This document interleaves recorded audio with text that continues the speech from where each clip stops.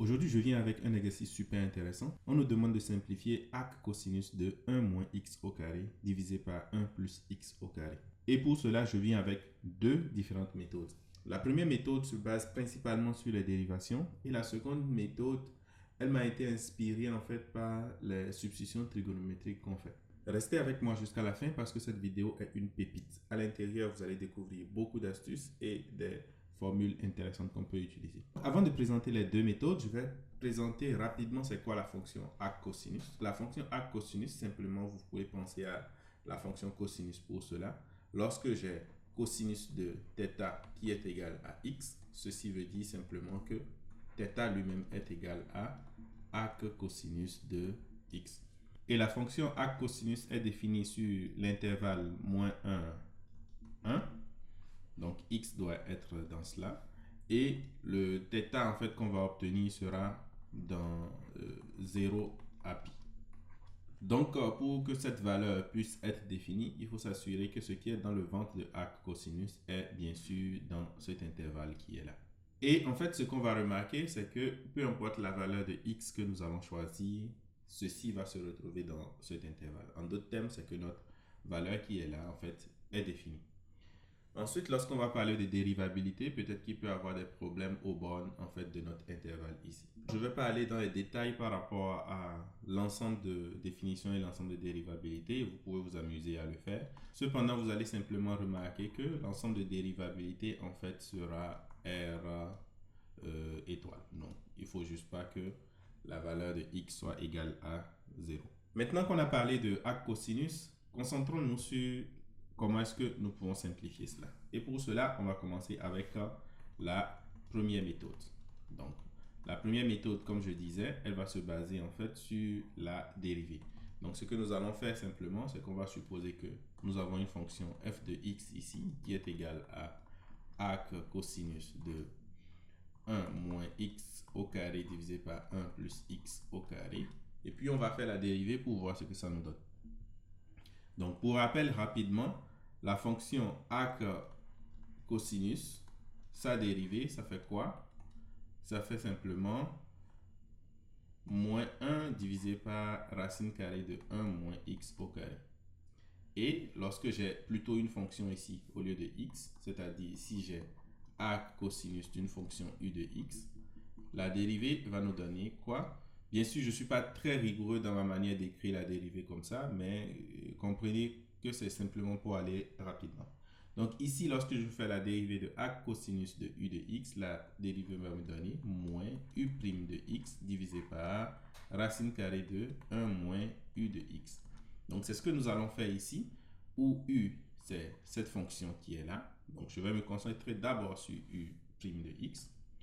Donc, u de x, ici, je définis ça comme 1 moins x au carré divisé par 1 plus x au carré. Et ensuite, je vais faire la dérivée de cela. Donc, j'aurai u' de x qui sera égal à quoi? Ce sera égal à la dérivée du numérateur qui est moins 2x ici, multiplié par le dénominateur 1 plus x au carré, moins la dérivée du dénominateur qui est 2x ici, que je multiplie maintenant par le numérateur, donc 1 moins x au carré, et je divise ensuite par 1 plus x au carré, le tout au carré. Donc là, je peux simplifier beaucoup de choses parce que j'aurai moins 2x, ce qui fait moins 4x.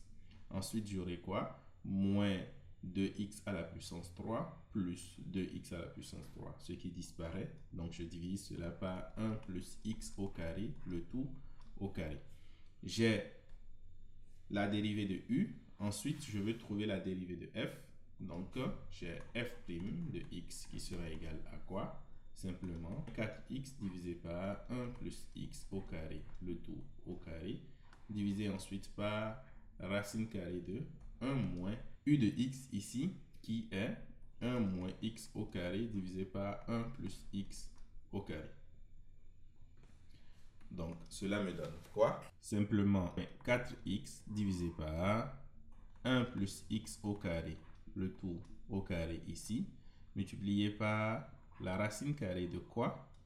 Ici, lorsque je rends au même dénominateur, j'aurai 1 plus x au carré moins 1 moins x au carré divisé par 1 plus plus x au carré. Ah, attention, je viens juste de remarquer en fait que je me suis trompé parce que dans la dérivée en fait de notre fonction ici, donc arc cosinus de u' ici, comme vous voyez ici, j'ai un carré qui est à ce niveau. Donc ce carré là, je dois l'ajouter ici. Donc il manque un carré ici. Donc c'est-à-dire que à ce niveau, je dois avoir un carré comme ça. Donc après correction, je dois avoir plutôt 1 plus x au carré, le tout au carré, moins 1 moins x au carré, divisé par 1 plus x au carré, le tout au carré, comme ça. Ensuite, qu'est-ce qui va se passer? Je sais que 1 plus x au carré est positif. Donc, lorsque je vais faire la racine carrée, ça va me donner juste 1 plus x au carré. J'aurai donc 4x au numérateur ici. Et au dénominateur, j'aurai 1 plus x au carré, le tout au carré, que je vais diviser par 1 plus x au carré. Bien sûr, la racine carrée et le carré ici ont disparu. Et à l'intérieur maintenant de la racine carrée, qu'est-ce que j'aurai? J'aurai le développement des deux que je vais mélanger. Donc, ça va me donner simplement 1 plus 2x au carré plus x à la puissance 4 pour la première partie. Ensuite, moins 1 moins 2x au carré plus x à la puissance 4. Et qu'est-ce qu'on va constater ici? Beaucoup de choses vont se simplifier parce que 1 moins 1 va donner 0. X à la puissance 4 moins x à la puissance 4 va également disparaître. Ce qui va me donner donc 4x ici. Ensuite, au dénominateur, je peux simplifier 1 plus x au carré. Donc, j'aurai juste 1 plus x au carré ici. Ensuite, j'ai la racine carrée. Et à l'intérieur, j'ai 2x au carré plus 2x au carré, c'est-à-dire 4x au carré. Et 4x au carré sous racine carrée, j'ai des choses qui peuvent simplifier. J'ai 4x ici au numérateur. Et au dénominateur, j'aurai quoi? J'aurai 2 fois valeur absolue de x multiplié par 1 plus x au carré. Et déjà, vous constatez que j'ai une valeur absolue de x qui est au dénominateur, ce qui peut impliquer la raison pour laquelle, par exemple, la fonction n'est pas dérivable en 0. Cependant, je peux simplement simplifier aussi et réécrire que f' de x est simplement égal à quoi? 4 divisé par 2, ça donne 2, donc 2. Ensuite, x divisé par valeur absolue de x, c'est égal en fait à signe de x. Donc, je vais juste écrire ici signe de x. Et au dénominateur, j'aurai 1 plus x au carré. Je ne sais pas si vous remarquez quelque chose d'intéressant avec moi, parce que cette dérivée ici me fait penser beaucoup à une dérivée qui est connue. Il s'agit en fait de la dérivée de la fonction arc tangente de x. Lorsque je dérive arc tangente de x, j'obtiens quoi? 1 divisé par 1 plus x au carré, ce qui est vraiment ressemblant ici. En d'autres termes, je vais séparer cela en deux. Je vais supposer d'abord que x est positif. Si x est positif, cela veut dire simplement que f' de x est égal à 2 divisé par 1 plus x au carré. Et puisque f' de x est égal à ça, f de x est égal à quoi alors? Cela implique que f de x est égal à 2 fois arc tangente de x, plus une constante bien évidemment. Et comment est-ce que j'obtiens cette constante? En fait, je vais juste calculer f de 1. F de 1, c'est égal à quoi? C'est égal d'abord, lorsque j'utilise cette expression ici, à 2 fois arc tangente de 1 plus c. Et arc tangente de 1, c'est égal à pi sur 4. Donc, j'aurai pi sur 2 plus c. Et ensuite, lorsque j'utilise la première expression de f, c'est-à-dire f de x est égal à arc cosinus de 1 moins x au carré divisé par 1 plus x au carré, et que je remplace 1 à l'intérieur, j'aurai quoi? J'aurai donc que f de 1 serait égal à arc cosinus de 1 moins 1 divisé par 1 plus 1, c'est-à-dire arc cosinus de 0. Et arc cosinus de 0 est égal à quoi? En fait, on se pose simplement la question de savoir quel est l'angle pour lequel le cosinus est égal à 0. Et ceci correspond bien évidemment à pi sur 2. Donc, je vais avoir pi sur 2 ici. Ce qui veut dire simplement que pi sur 2 plus c, donc ceci, est égal à ceci. Et si pi sur 2 plus c est égal à pi sur 2, cela veut dire simplement que c est égal à 0. Ensuite, je vais regarder le second cas, c'est-à-dire le cas où x est négatif. Donc, si x est négatif, alors f' de x est égal à quoi? C'est égal à moins 2 divisé par 1 plus x au carré. Ça veut dire que f de x lui-même est égal à moins 2 fois arc tangente de x plus c. Et je fais exactement la même chose. Je ne vais pas réécrire tout, mais à la fin, je vais obtenir que c aussi est égal à 0. Ce qui me permet donc de conclure que ma fonction que je cherchais, donc f de x, c'est égal à quoi? C'est égal simplement à 2 fois signe de x fois arc tangente de x. Ou encore, si vous voulez, vous pouvez séparer cela en deux.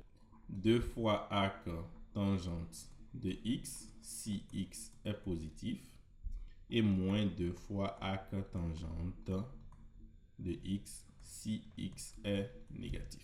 Superbe méthode. Un peu long, mais quand même une bonne méthode. Je propose une deuxième méthode, comme je le disais un peu plus tôt. Et cette méthode, en fait, m'a été inspirée des techniques de substitution trigonométrique qu'on utilise lorsqu'on fait, par exemple, une intégration de certaines fonctions. Donc, c'est de là que l'idée m'est venue. Donc, comment est-ce que je vais utiliser cette méthode? Je vais appeler cela deuxième méthode.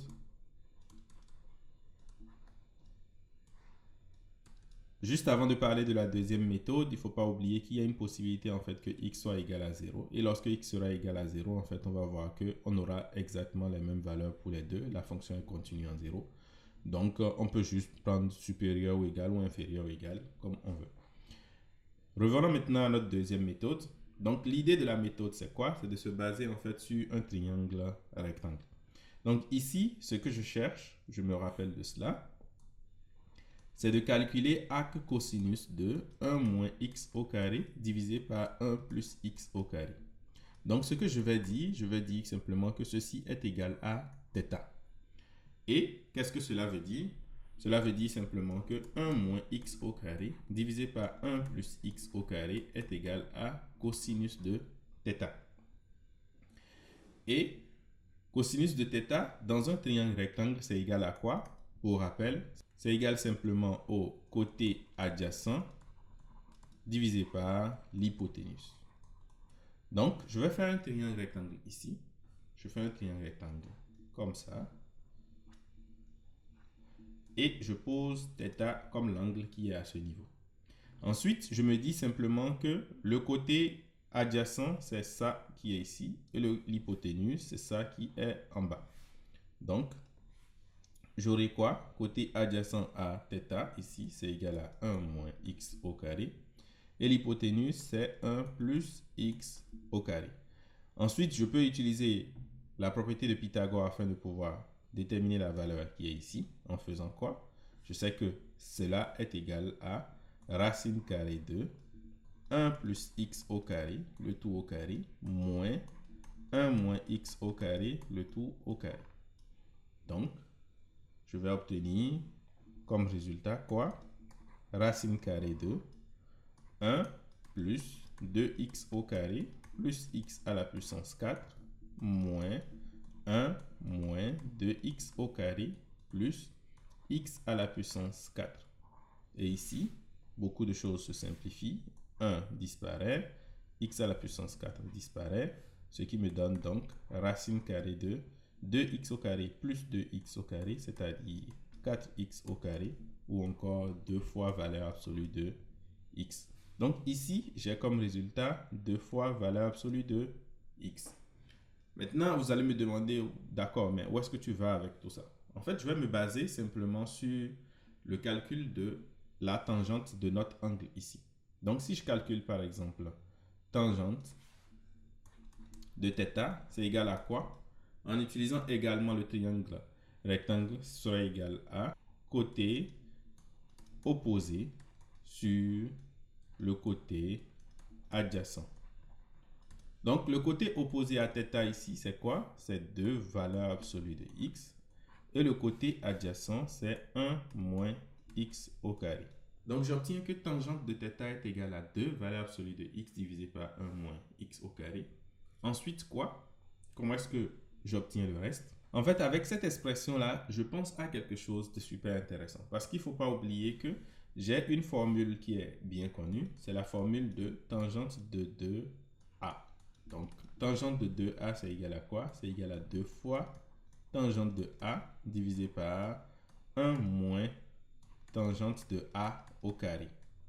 Je ne sais pas si vous remarquez la ressemblance qu'il y a entre ces deux expressions, mais moi, c'est comme si je vois que valeur absolue de x ici est égale à tangente de a. Donc, ce que je vais faire, c'est quoi? C'est de poser simplement que, ici, je peux réécrire cela comme 2 valeur absolue de x divisé par 1 moins valeur absolue de x au carré. Donc, je vais poser simplement que tangente de a est égale à valeur absolue de x. Mais si tangente de a est égale à valeur absolue de x, alors a est égal à quoi? En fait, on va juste remarquer que 2a, c'est θ. Donc, on a ce système-là. Tangente de a est égal à valeur absolue de x et θ est égal à 2a. Donc, qu'est-ce que cela veut dire?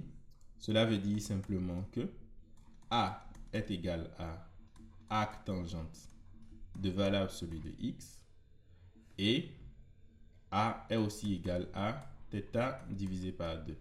Ceci me permet donc de conclure que θ divisé par 2 est égal à arc tangente de valeur absolue de x. Et cela veut dire aussi que θ est égal à 2 fois arc tangente de valeur absolue de x. Bien sûr, la fonction arc tangente est une fonction qui est impaire. Donc, si je veux, je peux simplement sortir la valeur absolue et mettre 1 moins lorsque x est négatif ou garder cela en positif lorsque x est positif. Donc, c'est-à-dire que j'obtiens exactement le même résultat que ce que j'avais eu un peu plus haut. Les substitutions trigonométriques, est-ce que c'est quelque chose que vous connaissez? Vous allez remarquer que j'ai utilisé ça dans cette deuxième méthode. Et si c'est quelque chose qui vous intéresse, regardez cette autre vidéo où vous allez voir comment est-ce qu'on utilise les substitutions trigonométriques.